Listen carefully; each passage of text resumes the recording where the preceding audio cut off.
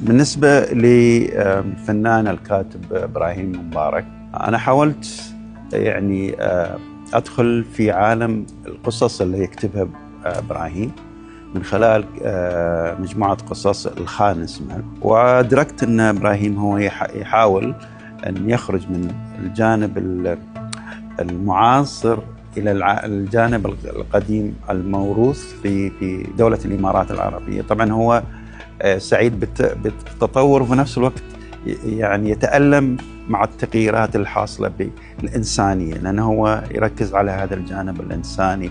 يمكن يعني اللوحة الوحيدة اللي أنا استخدمت فيها اللون الأحمر في كل أجزاء اللوحة، وهو لأن حسيت أن إبراهيم يعني مثل الثائر، إنه يحاول يغير أو يستعيد ما في داخله إلى عالم واسع جدا. والتقدير إلى صالون الملتقى الأدبي على إتاحة هذه الفرصة أن نلتقي بشكل جميل.